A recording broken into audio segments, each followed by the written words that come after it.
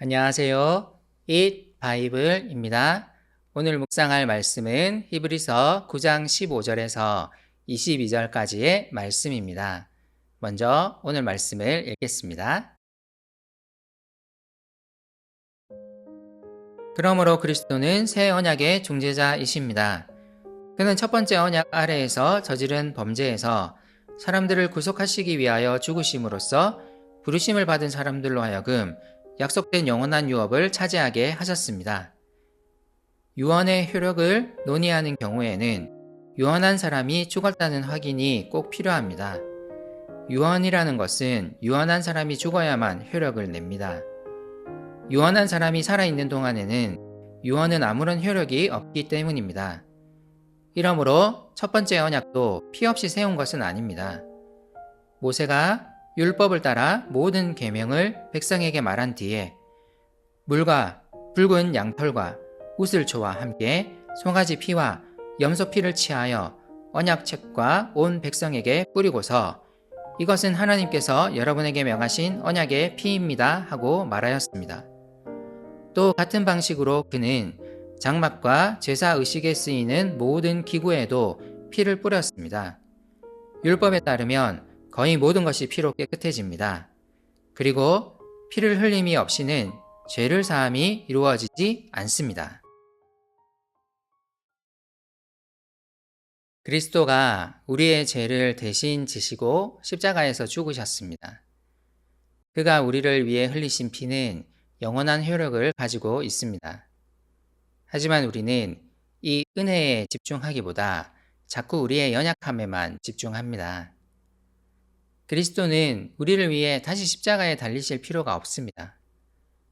그러므로 이제 우리는 그분이 우리에게 베푸신 용서를 누리며 영원한 하나님의 나라를 소망하는 삶을 살아가야 합니다. 그리스도가 그의 십자가를 통해 우리에게 주신 것은 죄 사함뿐만이 아닙니다. 오늘 본문은 그리스도의 피가 또한 우리에게 약속된 하나님의 영원한 유업을 주셨다는 것을 강조합니다.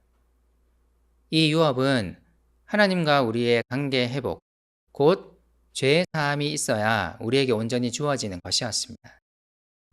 첫 번째 언약, 곧 옛 언약 하에서의 제사 제도를 통한 죄 사함은 불완전한 것이었습니다. 하지만 그리스도의 피는 영원한 효력으로 우리의 죄를 깨끗이 씻었습니다. 이것은 우리에게 더 큰 의미를 가지고 있습니다. 앞서 말씀드렸듯이 이제 우리에게 하나님의 약속된 영원한 유업이 주어졌다는 의미입니다.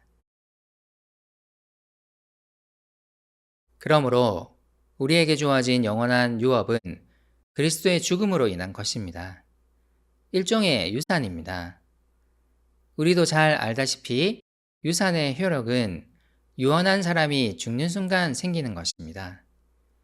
유산이 적혀 있는 유언 문서는 그 유언한 사람이 살아있는 동안에는 그 효력이 없습니다. 그 사람이 죽어야만 효력이 생깁니다. 히브리서는 이런 설명을 함으로써 우리에게 주어진 하나님의 영원한 기업이 그리스도의 죽음을 통해서 그 효력이 생기게 되었음을 강조하려 합니다. 그러므로 그리스도의 십자가 죽음의 영향 아래 있지 않으면 하나님의 영원한 기업을 받지 못하는 것입니다. 이 설명을 통해 히브리서는 그들이 그토록 소망하는 하나님이 그들에게 주실 기업이 그리스도만을 통해 가능하다는 것을 말하려고 합니다. 첫 번째 언약 역시 마찬가지였습니다. 유대인 그리스도인들이 이전에 그토록 따랐던 유대 율법도 죄사함, 그리고 죄사함을 통해 주어지는 하나님의 영원한 유업이 피를 통해서 이루어질 것을 미리 보여주었습니다. 모세 율법 하에서 죄사함이 어떻게 이루어졌습니까? 출애굽기 24장을 보면 모세는 십계명을 받은 후 시내산에서 잠시 내려와 물과 붉은 양털과 우슬초와 함께 송아지 피와 염소 피를 취하여 언약책과 온 백성에게 뿌렸습니다. 그리고 이스라엘 백성들에게 이것은 하나님께서 여러분에게 명하신 언약의 피입니다 하고 선언했습니다. 이와 같이 율법은 거의 모든 것이 피로 인해 깨끗해진다는 것을, 피로 인해 죄사함이 이루어진다는 것을 보여주었습니다. 이로 인해 그리스도가 우리를 위해 흘리실 피를 미리 예언하였습니다. 하지만 이 율법 하에서의 피는 일시적인 효력을 가진 것이었습니다. 이것은 앞으로 오실 그리스도가 어떤 일을 하실 것인지를 외형적으로 보여주는 불완전한 것이었습니다. 그리스도가 오셔서 십자가에 달리심으로써 영원한 효력을 가진 죄 사함이 성취되었습니다. 다시 한번 기억합시다. 그리스도는 우리의 죄를 사하셨을 뿐만 아니라 이를 통해 우리에게 하나님의 영원한 유업을 주셨습니다. 우리는 이제 하나님의 백성으로서 하나님 나라의 구성원이 되어 그 나라의 유업을 받습니다. 그러므로 이제 우리의 소망은 이 세상이 주는 그 무언가가 아닌 우리가 마침내 받게 될 하나님 나라의 유업에 관한 것이어야 합니다. 그리고 그 유업은 이미 우리에게 상속되었습니다. 그리스도가 우리를 위해 죽으셨기 때문입니다.